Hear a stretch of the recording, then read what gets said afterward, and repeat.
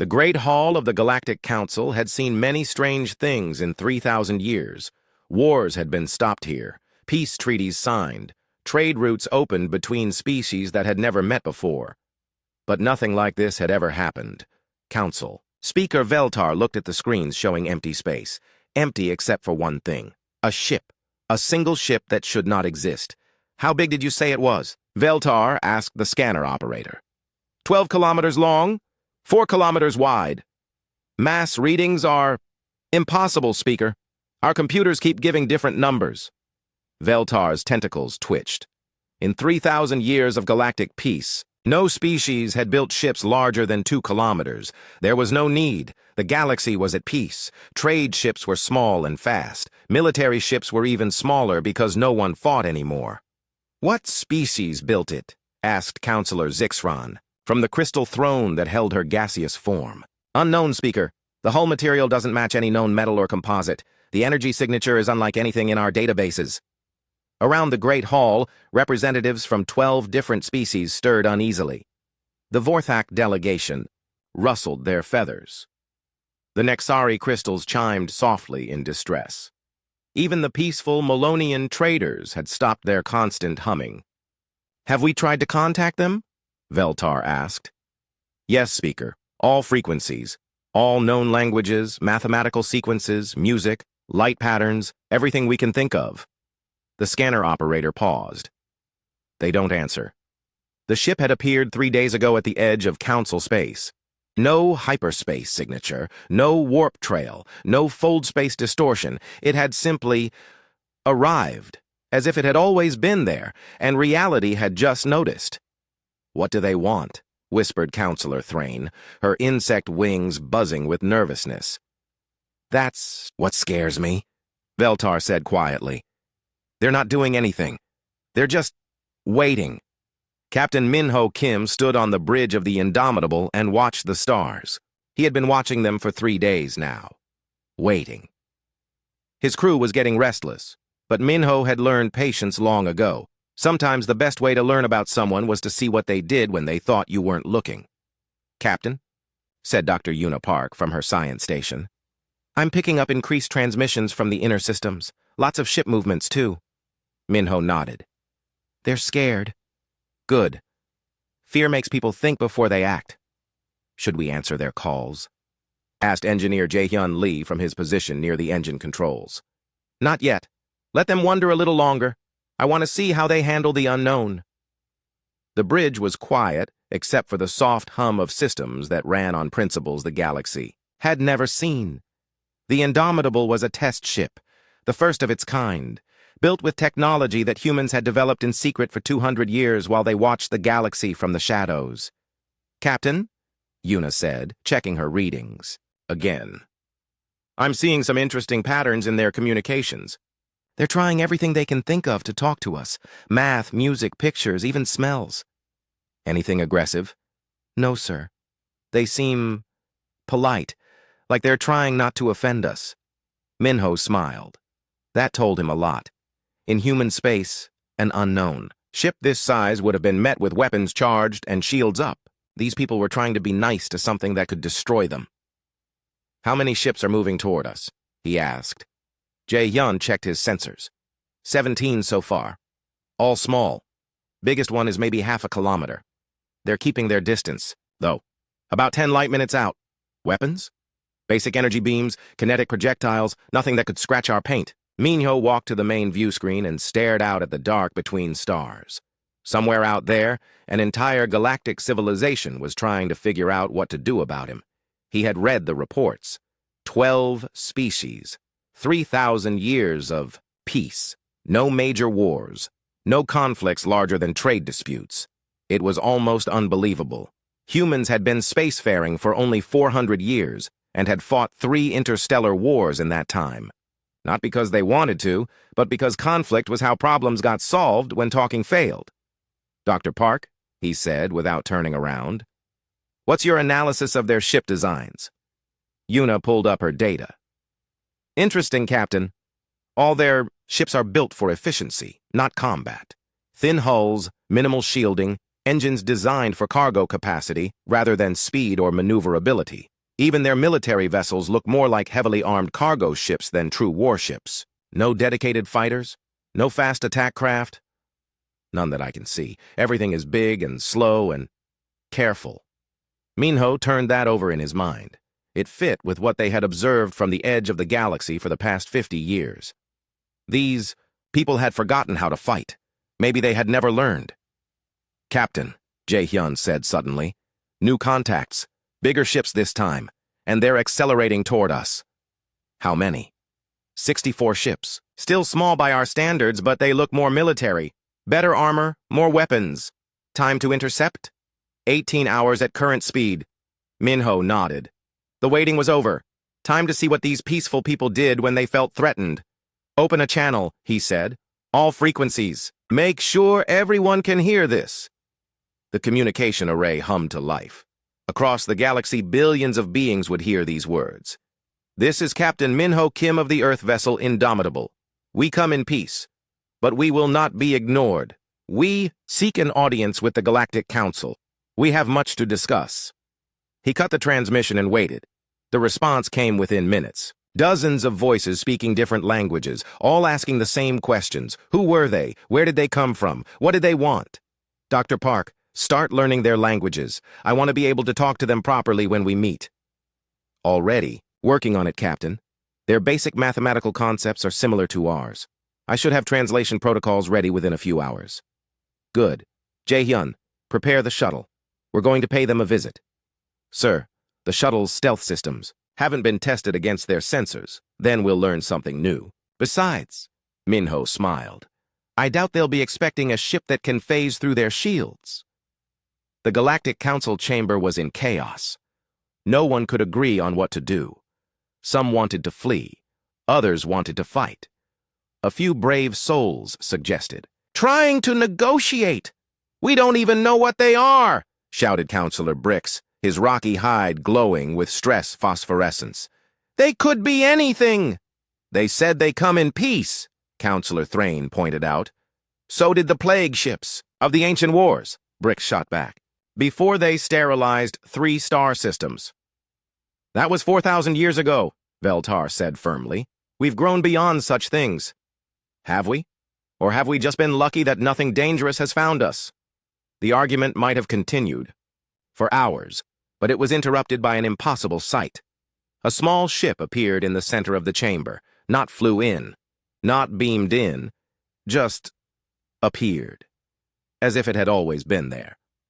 The shuttle was barely 10 meters long, sleek and black and completely silent.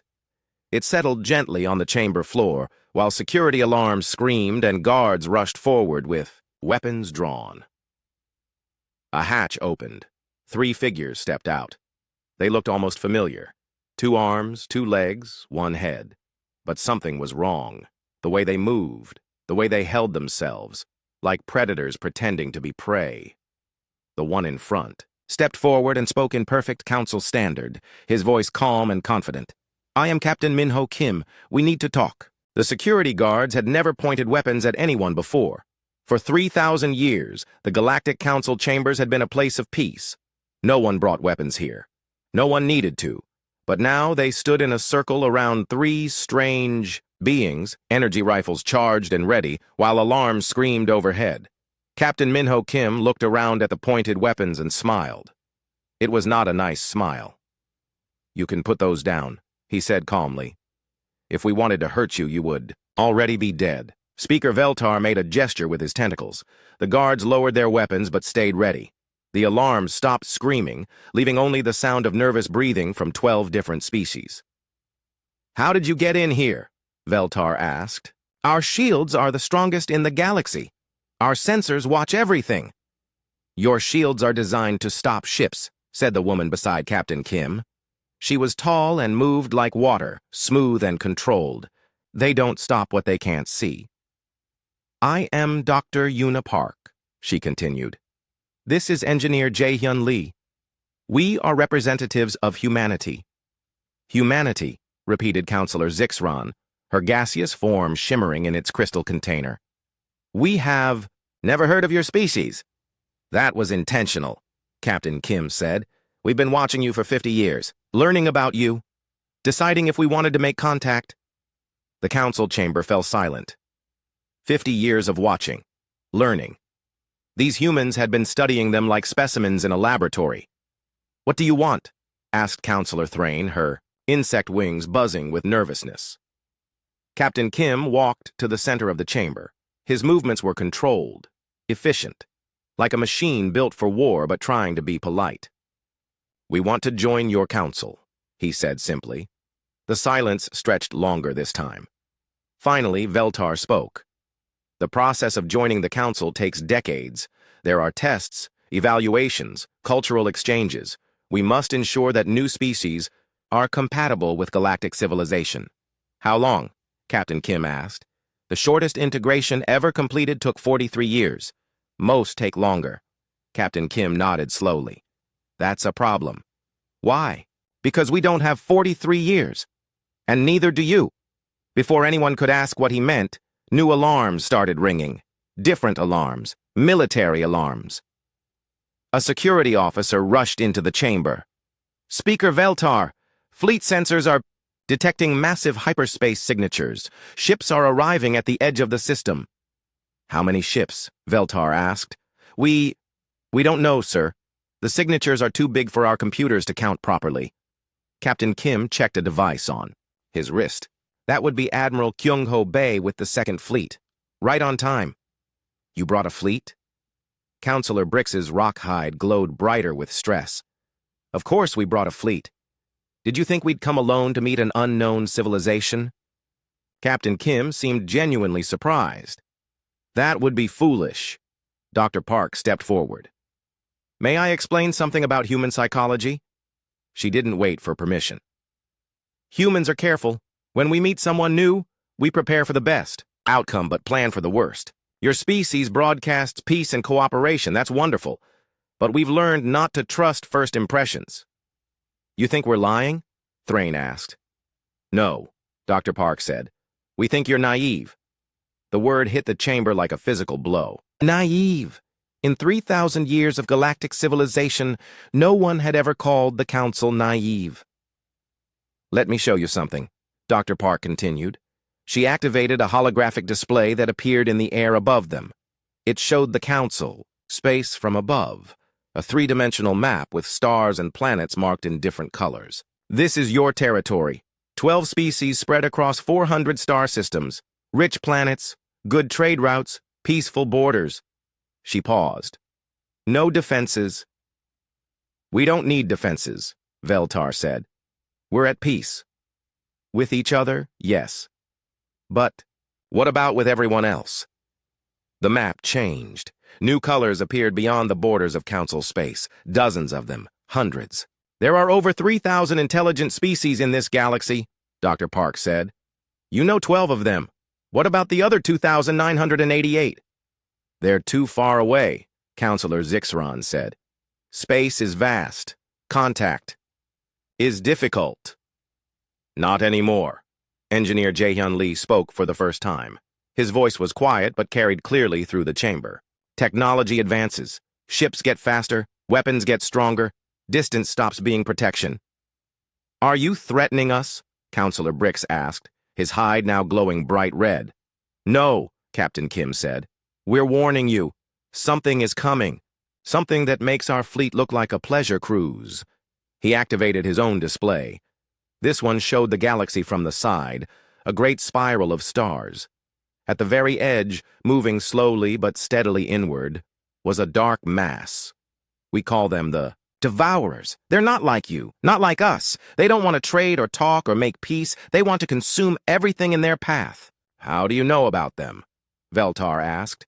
"Because we've been fighting them for 200 years. The chamber fell silent again. Fighting for 200 years. The council couldn't imagine a war lasting that long. "We've slowed them down," Dr. Park said. "Stopped them in several systems, but we can't do it alone. They're too big, too many. They'll reach council space in 15 years. 15 years is a long time," Thrain said hopefully. "Not long enough to integrate humanity through your normal process," Captain Kim pointed out. "And definitely not long enough to prepare your people for what's coming." What do you propose? Veltar asked. Fast integration. You accept us as members immediately. We share our military technology. You help us prepare your defenses. Together, we might have a chance. And if we refuse? Captain Kim's expression didn't change. Then in 15 years, the Devourers will arrive to find the galaxy empty except for whatever species were strong enough to survive on their own. That sounds like a threat, Brick said. It's a fact, Dr. Park said simply. We've run the numbers. Your current military couldn't stop a single Devourer scout ship. They'll roll through council space like it's empty. Ambassador Subin Choi stepped forward from the shuttle. She had been quiet until now, letting the others explain the military situation. But diplomacy was her specialty. We understand this is difficult, she said. Her voice was warm, friendly, completely different from the others. You've built something beautiful here. 3,000 years of peace. No species in the galaxy has achieved what you have. But? Veltar asked. But peace only works when everyone agrees to it. The Devourers don't agree. They can't agree. They're not built for peace. What are they built for? Consumption, growth, expansion. They're like a fire that burns everything it touches and uses the fuel to grow bigger. How do we know you're telling the truth? Counselor Zixron asked. You could be making this up to force us to accept you. Ambassador. Choi nodded. You're right to be suspicious. We're asking you to change everything based on the word of strangers, so we'll prove it. How? Give us coordinates to one of your outer colonies, somewhere far from here. We'll take a council representative to see a Devourer attack site, show you what we're dealing with. The council members looked at each other. Nervous whispers filled the chamber. What about your fleet? Veltar asked. The one that just arrived? They'll wait, Captain Kim said. We're not here to conquer anyone. We're here to save the galaxy, even if it means saving people who don't want to be saved. Captain Kim's smile returned. Still not a nice smile. Especially then. Humans are stubborn that way. The vote took 6 hours. In the end, it was close. 7 species voted to accept the human proposal. 5 voted against, but majority ruled in the council. Very well, Veltar announced. We will send a representative with you to examine the evidence. If what you say is true, we will discuss emergency integration. Who will go? Ambassador Choi asked. I will, said Counselor Thrain. She was young for a council member and her species were natural explorers. If the galaxy is really in danger, we need to know. Captain Kim nodded. We leave in 1 hour. I should warn you. What you're going to see isn't pleasant. I understand. No, Dr. Park said quietly. You really don't. But you will. Counselor Thrain had never seen a dead world before. She stood on the bridge of the human ship Pathfinder, staring at the view screen in horror. Below them turned a planet that had once been home to 60 million people. Now it was gray, empty, stripped down to bare rock. What happened to the atmosphere? She whispered. The Devourers took it, said Commander Taehyun Jang. He was the military advisor assigned to show her the truth about what was coming. They take everything. Air, water, soil, even the minerals in the rocks. Nothing gets left behind. The ship moved closer to the surface. Thrain could see the remains of cities, or what had been cities. Now they were just twisted metal skeletons, picked clean of anything useful. How long ago? She asked. 6 months. We were too late to save anyone. Surely some people escaped. Commander Jang pulled up another display. This one showed space around the dead planet. Debris fields stretched for millions of kilometers. The wreckage of thousands of ships. They tried to evacuate. The Devourers caught them. Thrain's wings buzzed with distress. All of them? Every single one. The Devourers don't take prisoners. They don't negotiate. They don't even communicate. They just consume. How many planets have they taken? In our space? 47, plus 16 space stations and 3 orbital habitats. Commander Jang's voice was flat, emotionless. He had seen too much death to feel it anymore. That's just in the last 2 years. Your government lets this happen? Our government fights it every day. We've lost 12,000 ships trying to stop them, 130,000 soldiers dead. And we've barely slowed them down. The ship moved through the debris field. Thrain could see pieces of hull, twisted metal, things that might once have been escape pods. "Show me one of their ships," she said. "Are you sure?" "I need to see everything." Commander Jang gave orders to the pilot. The ship turned and accelerated toward the edge of the system. As they moved, he explained what they were going to see. Devourer ships don't look like ships. They look like living things. Dark, organic, always changing shape. They're grown, not built. Each one is different, but they all have the same purpose, which is to eat. Everything they touch gets broken down into basic components and absorbed. They use the materials to grow bigger, to make more ships. How big do they get? The largest one we've encountered was 30 kilometers long. We think it had consumed an entire solar system. They reached the outer edge of the system. At first, Thrain saw nothing but empty space. Then her eyes adjusted, and she gasped. Something huge moved against the stars, black as space itself. But wrong somehow. It rippled and flowed like liquid, but kept a basic shape. Long and segmented, like a giant worm made of shadow. "It's still here," she breathed. "They always leave one behind to finish the job. This one is probably processing the planet's core right now." As they watched, parts of the creature detached and flew toward the dead planet. Smaller versions, each one bigger than most Council ships. "Those are drones," Commander Jang explained. "They'll strip away everything useful and bring it back to the main ship. When they're done, there won't even be a planet left, just an empty orbit." "Why don't you attack it?" "With what? Our entire fleet together couldn't damage something that size. We tried once, lost 60 ships, and didn't even scratch its hull." Thrain stared at the impossible creature. "How do you fight something like that?" "Very carefully, and usually by running away. But you said you've stopped some of them. Smaller ones, scout ships, advance units. When we get lucky and catch them alone, we can sometimes win. But the main force," he shook his head. "We need help." They watched the creature feed for another hour. Thrain saw how the drones worked, stripping away pieces of the planet and carrying them back to the main body. The process was methodical, efficient, horrible. "I've seen enough," she said finally. The ship turned away from the feeding creature and headed back toward Council space. During the journey, Commander Jang showed her more evidence: recordings of battles, tactical analyses, population counts of human colonies that no longer existed. "Your species has been fighting this alone for 200 years? Thrain asked. "Not alone. We've had allies. 3 other species who were willing to stand and fight. Where are they now? Dead, extinct. The last survivors are living on human ships now." Thrain was quiet for a long time. When she spoke again, her voice was small. "How many humans have died?" "In the war? About 3 billion. 3 billion. Thrain's species numbered. Only 2 billion total. The humans had lost more people than her entire civilization, and they were still fighting. "Why don't you just run?" she asked. "Find empty space and hide?" Commander Jang looked at her with something that might have been pity. "Because someone has to stop them. If not us, then who? If not here, then where? The galaxy is big, but it's not infinite. Eventually, there's nowhere left to run."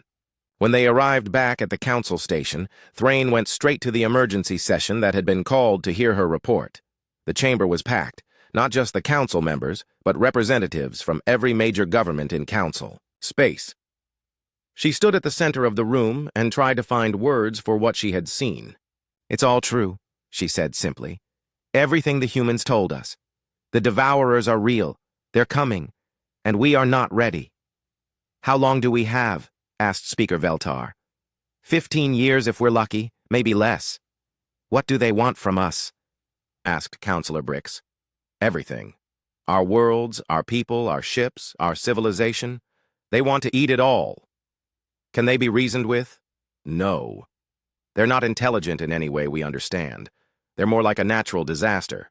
You don't negotiate with a hurricane. What do the humans propose?" Thrain activated a holographic display. It showed Council space as it was now and as it could be. "They want to militarize our entire civilization, turn every world into a fortress, every ship into a weapon, every citizen into a soldier." The chamber erupted in voices, some angry, some frightened, some determined. "That's not who we are," shouted someone from the back. It's who we'll have to become, Thrain replied. Or we'll die as who we are now. Speaker Veltar called for order. When the chamber was quiet, he asked the question everyone was thinking. What if we refuse? What if we choose not to fight? Then, in 15 years, we'll all be dead, Thrain said. Every world, every ship, every person. The humans showed me what happens to civilizations that don't fight back. And if we do fight, then some of us might survive. The debate went on for hours. Some species wanted to negotiate with the Devourers. Others wanted to evacuate Council, space entirely. A few suggested surrendering immediately to avoid a painful war, but in the end, the choice was simple. Fight or die. The vote was unanimous. The next day, Captain Minho Kim stood before the Council again. This time, he wasn't alone. Admiral Kyung-ho Bae was with him, along with Dr. Yoonji Song and a dozen other human military advisors. We accept your proposal, Speaker Veltar announced. Emergency integration of humanity into the Galactic Council with full military cooperation. Good, Admiral Bae said. We'll need to start immediately. 15 years sounds like a long time, but it's not. Not for what we need to do. What's the first step? Asked Counselor Zixran. Dr. Song activated a massive holographic display that filled the chamber. It showed every world in Council space, color-coded by strategic value and defensive potential. We evacuate the outer colonies, she said. Everything within 50 light-years of Devourer space gets abandoned. The people, the equipment, everything useful gets moved back to defensible positions. You want us to abandon 100 worlds? Brix asked, his hide glowing with shock. We want you to save the people on those worlds, Dr. Song replied. The Devourers will take them anyway. This way, the people live. Where will they go? Fortress worlds, heavily defended systems with multiple planets. We'll concentrate our population and our defenses. Admiral Bae stepped forward. The humans will handle the military preparation. We'll teach your people how to fight, how to build weapons, how to think like soldiers instead of merchants. And if we don't want to become soldiers? Thrain asked. The Admiral's expression softened slightly. Then you'll become something worse. You'll become extinct. Captain Kim moved to the center of the chamber. We know this is hard. We know it goes against everything you believe in. But the alternative is death. Not just for you, but for every living thing in the galaxy. The Devourers won't stop with us, Dr. Song added. They'll keep going.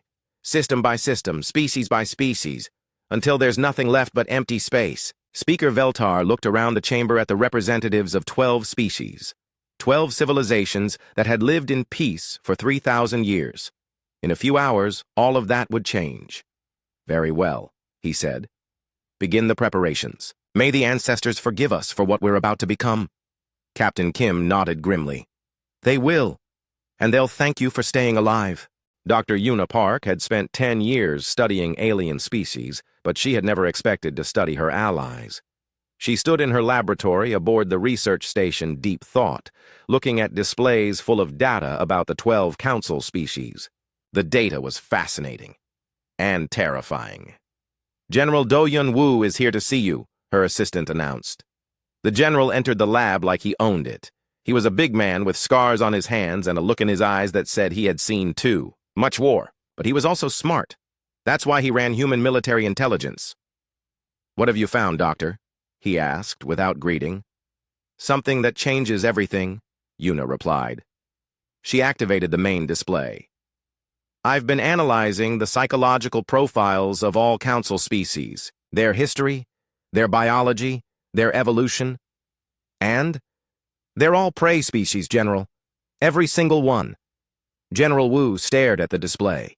It showed evolutionary trees for each species, their development from simple animals to spacefaring civilizations. Explain. Look at their ancestors. The Vorthak evolved from small birds that hid in trees from flying predators. The Nexari came from creatures that lived deep underground to avoid surface hunters. The Melonians were filter feeders that ran from anything bigger than themselves. What about the others? Same pattern. Herbivores, scavengers, bottom feeders, species that survived by avoiding conflict, not winning it.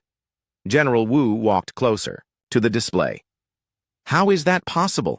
How did they develop space travel without aggression, without competition? Cooperation, Yuna said. When you're prey, you survive by working together, sharing resources, warning each other about danger. They develop technology to make life easier, not to fight wars. That explains a lot about their ships, the general muttered. No weapons, no armor. Built for efficiency, not combat. It explains more than that. It explains their entire civilization. Yuna changed the display to show human evolution alongside the alien data. Now look at us. The difference was obvious. Human ancestors were persistence hunters, pack hunters, tool users who competed for resources and territory. We evolved from predators, Yuna continued. Our brains are wired differently. We see problems as challenges to overcome. They see problems as dangers to avoid. Give me an example. Energy crisis. When the Melonians faced an energy shortage 50 years ago, they reduced consumption and rationed power. They made do with less until the crisis passed. What would humans have done? Built more power plants, developed new energy sources, found ways to make fusion work better. We would have solved the problem by making it not be a problem anymore. General Wu nodded slowly. Predator versus prey thinking. Exactly. And there's more. Yuna brought up another display. This one showed military records from the past 5 years of preparation. I've been watching how council species learn to fight. The results are troubling. How so? They can't. Not really. Oh, they can learn to use weapons. They can follow orders. They can even be brave when they have to be, but they can't think like warriors.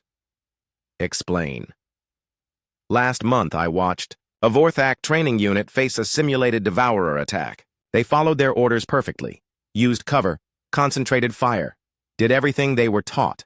But when the simulation threw them an unexpected situation, they froze. What kind of situation? A choice between saving civilians or completing their mission. Predator species make that choice in seconds. We weigh the options and pick the one that does the most good. Prey species can't make that calculation. They try to save everyone or no one. General Wu was quiet for a moment. That could be a problem in battle. It will be a disaster. Devourer. Tactics depend on creating impossible choices. Save the planet or save the fleet. Protect the civilians or destroy the enemy. Prey species will hesitate, and hesitation kills. What do you recommend? We change our strategy. Stop trying to turn them into human soldiers. Start using them for what they're good at. Which is support, logistics, engineering, medical care, things that require cooperation and efficiency. Let them do what prey species do best. And the fighting? Humans do the fighting. We're the predators. We're built for it. General Wu stared at the data for a long time. Finally, he asked the question that had been bothering him. Doctor, if every spacefaring species in this galaxy evolved from prey animals, what does that say about the devourers? Yuna's expression turned grim. I've been studying that too.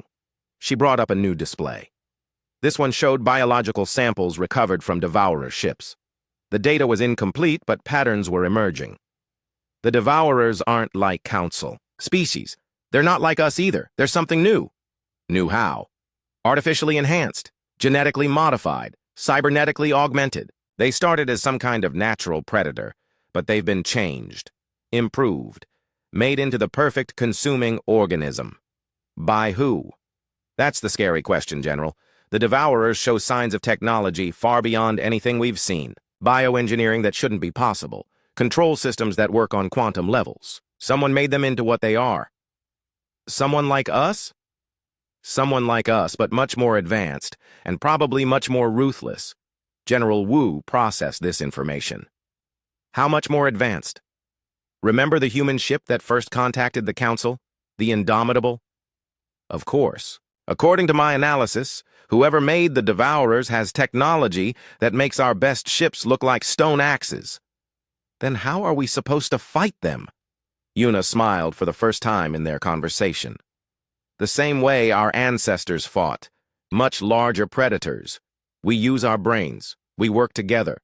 We refuse to give up. Is that enough? It has to be, because the alternative is extinction. Later that day, General Wu met with the human command staff. The meeting was held in a secure conference room aboard the military station Hammer of Dawn. "We need to change our approach," he told them. "Dr. Park's analysis shows that our allies can't be turned into effective combat troops." "Sir?" asked Colonel Minji Kang, the officer in charge of alien training programs. "They're psychologically incapable of predator thinking. We're trying to teach birds to hunt like wolves. What do you recommend?" "New strategy. Humans handle all combat operations. Council species handle support, logistics, engineering, and evacuation. That puts a lot of pressure on our forces," pointed out Admiral Bay. "Better than having allies who freeze up in combat," General Wu replied. "A hesitant ally is worse than no ally at all." Professor Minji Kang, who had been studying council cultures, spoke up. "There might be another option, General." "Go on." "We don't try to make them into human soldiers. We help them become better versions of what they already are." "Meaning?" "Prey species are excellent at coordinating large groups. They're natural at logistics and resource management. They're brilliant at finding efficient solutions to complex problems. Instead of teaching them to fight, we teach them to support us better." "Examples?" "The Nexari can process information faster than any human computer. Put them in charge of battle coordination. The Melonians are natural engineers. Have them design better ships. The Vorthax have perfect spatial awareness. Make them our navigators and scouts." General Wu considered this. "What about morale? They want to fight for their homes." "Let them," Colonel Kang said. "Just not on the front lines. Show them how their skills contribute to victory. Make them understand that intelligence wins wars, not just courage. And when the Devourers arrive, we'll be ready, not as an army of mismatched species trying to fight the same way, but as a coordinated civilization using everyone's strengths." The meeting continued for hours, planning a new strategy based on Dr. Park's research. When it was over, General Wu sent a message to the council. "We need to meet. All species representatives. What we're about to discuss will change how we approach the coming war." The meeting took place on the neutral station Harmony Point. Representatives from all 13 species gathered in a conference room that had been designed for trade negotiations, not war planning. General Wu stood before them with Dr. Park at his side. "We've discovered something important about galactic evolution," he began. "Something that explains why the Council has been peaceful for so long, and why the Devourers are so dangerous." He activated a holographic display showing the evolutionary data. "Every species in this room except humans evolved from prey animals. Your ancestors survived by avoiding conflict, working together, sharing resources." "And humans?" asked Speaker Veltar. "We evolved from persistence hunters, pack predators. Our ancestors survived by chasing down prey and killing it." The room fell silent. The implications were enormous. "That's why you've had peace for 3,000 years, Dr. Park explained. Prey species naturally cooperate. You don't fight wars because you're not built for fighting wars." "Are you saying we're cowards?" asked Counselor Brix, his hide glowing with anger. "No," General Wu said firmly. "I'm saying you're evolved for a different kind of survival. You're brilliant at cooperation, logistics, engineering, resource management, things that predator species often struggle with." "What does this mean for the war?" asked Thrain. "It means we change our strategy. Humans handle combat operations. Council species handle everything else: support, coordination, engineering, medical care, evacuation planning." "You want us to hide while you fight for us?" Brix's hide was glowing brighter. 15 years passed faster than anyone expected. Dr. Hyun Shin stood on the observation deck of the Fortress Station Guardian Prime and watched the last evacuation ships arrive from the outer colonies. Behind her, the command center buzzed, with activity as representatives from 13 species worked together to coordinate the greatest military operation in galactic history. "Final count. Dr. Shin," reported Lieutenant Daeho Park from his console. 47 billion civilians evacuated from the danger zone. 0 casualties. "Thank you, Lieutenant." Hyun turned to watch the organized chaos of the command center. 3,000 council worlds had been turned into fortresses. Entire populations had been relocated. Industrial capacity had been concentrated into defendable systems, and it had all worked because humans fought while their allies did everything else. Dr. Shin, called Counselor Thrain from her coordination station. We're getting reports from the perimeter sensors. Long-range detection shows massive movement at the edge of our space. How massive? The computers can't count them all. Thousands of devourer ships. Maybe tens of thousands. Hayun nodded calmly. They had known this day would come. 15 years of preparation led to this moment. Send word to Admiral Bay. Operation Guardian begins now. Across the galaxy, human fleets moved into position, not to meet the devourers head-on, but to implement a strategy that only a predator species could have conceived. Admiral Kyung-ho Bay stood on the bridge of the battleship Eternal Vigilance and watched his tactical displays. 200 human ships waited in the darkness between stars, invisible to devourer sensors. "Sir," reported his tactical officer, "first wave of devourers has entered the outer perimeter. They're heading for the abandoned colonies just like we predicted." "How many ships?" 800 confirmed. More behind them. Admiral Bay smiled grimly. The devourers always did the same thing. They sent scouts ahead to catalog resources, then followed with the main fleet to begin consumption. Predictable. Like any successful predator species. But humans had learned to hunt the hunters. "Begin Phase 1, he ordered.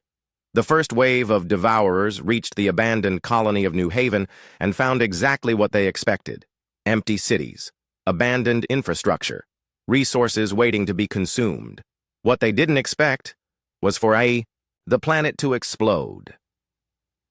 President Ji-hoon Yu watched the battle reports come in from his command bunker deep beneath the capital world of Unity Prime. Around him, the best minds from 13 species worked to coordinate a defense that spanned 400 star systems. "First strike successful," reported General Wu.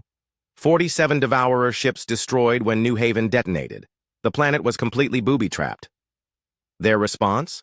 President Yu asked. "Confusion. They're not used to prey that fights back with predator tactics." On his tactical display, President Yu could see the larger devourer fleet responding to the loss of their scouts. They were being more careful now, scanning each system before entering. "Phase 2? He asked.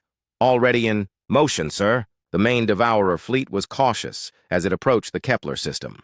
Advanced scouts swept ahead, checking for traps. Their sensors found nothing dangerous, because the trap wasn't in the system. It was the system. The entire Kepler system had been turned into a weapon. Not the planets or the stations, but space itself. Humans had spent 10 years seeding the area with microscopic machines that could remain dormant for decades. When the devourer fleet reached the center of the system, the machines activated. They didn't attack the ships directly. Instead, they began converting space dust and cosmic radiation into something new, something that devourer biology couldn't process. Within hours, the environment became toxic to devourer ships. Their organic hulls began to break down. Their biological systems failed. 2,000 devourer vessels died without a shot being fired. "Brilliant," Counselor Thrain said as she watched the reports. "How did you think of that?" Dr. Yoonji Song looked up from her engineering displays. "Humans have been using biological warfare for thousands of years. We just scaled it up to star system size." "What's next?" "Phase 3. This is where it gets dangerous." The surviving devourer fleet, now reduced but still massive, pulled back to regroup. They had learned that the galaxy was more dangerous than they expected. That's when the human fleet attacked. Admiral Bay led the charge himself. His ships came out of stealth mode already firing, hitting the devourers while they were confused and off balance. But this wasn't a fair fight. The humans were outnumbered 50-1. It didn't matter. They weren't trying to win the battle. They were trying to send a message. Human ships moved like nothing the devourers had ever seen. They phased through devourer hulls to attack from inside. They split into smaller units that could operate independently. They sacrificed themselves to take out much larger enemy vessels. Within 6 hours, half the human fleet was gone. But they had destroyed 3/4 of the devourer force. "Sir," reported Captain Kim from his heavily damaged ship, "Devourer fleet is retreating. They're pulling back to the edge of our space." "Let them go," Admiral Bay ordered. "Phase 4 begins now." The Devourer fleet regrouped at the edge of Council space and tried to understand what had happened. They had never encountered organized resistance before. Species that fought back usually died quickly. This was different. These prey species had somehow learned to think like predators. They were analyzing their losses when the real attack began. It came from behind them. Another human fleet, larger than the first, struck at the Devourers' supply lines and breeding ships, the vessels that created new Devourer units. While the main Devourer fleet had been focused on the Council worlds, humans had been systematically destroying their ability to reproduce. "How many breeding ships have we eliminated?" President Yu asked. 73 confirmed destroyed, General Wu reported. "Intelligence suggests we've crippled their ability to create new units." And the main fleet? Confused. They're not used to multi-front warfare. They don't understand how we can attack them from behind while defending from the front. Because they're not pack hunters, Dr. Park observed from her analysis station. They're more like locusts. They swarm and consume, but they don't coordinate. Complex strategies, President Yu nodded. Begin Phase 5. The final phase was the most human thing they had done yet. Instead of continuing to fight, they offered to negotiate. The message was sent on all frequencies, in every mathematical language they could think of. It was simple. Stop the attack. We will give you what you want. The Devourer fleet stopped moving. For the first time in their existence, they had been offered something instead of having to take it. Admiral Bay led a small fleet to the meeting point, a neutral star system halfway between the opposing forces. The Devourer ships that came to meet them were huge, dark, and terrible. "You offer resources?" the Devourers asked through biological transmitters that made human skin crawl. "Yes," Admiral Bay replied. "We offer you everything you came here to consume. All worlds, all life, everything. But we have conditions. Conditions? You take what we give you and leave the rest of the galaxy alone, forever." The Devourers considered this. It was not how they usually operated, but they had lost so many ships that negotiations seemed practical. "What do you offer?" Admiral Bay activated a holographic display showing a detailed star map. 12 entire star systems. Uninhabited but rich in all the resources you need. Metals, gases, energy sources. Enough to sustain your species for thousands of years. Where are these systems? We will show you. But first you must agree to our terms. The negotiation took days. In the end, the Devourers agreed. They would take the offered systems and leave Council space alone. What they didn't understand was that the systems were traps. Not the kind of traps that exploded or poisoned them. Something much more subtle. The systems contained everything the Devourers needed to survive, but they also contained something else. Genetic modifiers. Biological agents that would slowly change Devourer evolution. Over time, the Devourers who fed in those systems would become less aggressive, more cooperative. Their descendants would still consume resources, but they would do it sustainably. "You're trying to turn them into prey species," Counselor Zixron observed when she learned about the plan. "No," Dr. Park replied. "We're trying to turn them into gardeners, species that consume resources but also help create them. Will it work? In a few hundred years? We'll find out." 5 years after the Devourer War ended, Dr. Hyun Shin stood in the garden habitat of New Harmony Station. Around her, children from 13 different species played together while their parents worked on projects that none of them could have imagined alone. The galaxy had changed. The war had forced cooperation on a scale never seen before. Prey. Species had learned that they could trust predators to protect them. Predator species had learned that they could rely on prey species to support them. "Dr. Shin," called young Min-Soo Chen, a human child whose parents worked in the research division. "Why do the alien kids move so differently than us?" "Different evolution," she explained. "They come from species that learn to survive by being careful and working together. You come from a species that learned to survive by being bold and solving problems. Are we better? You're different, and together you're stronger than either could be alone.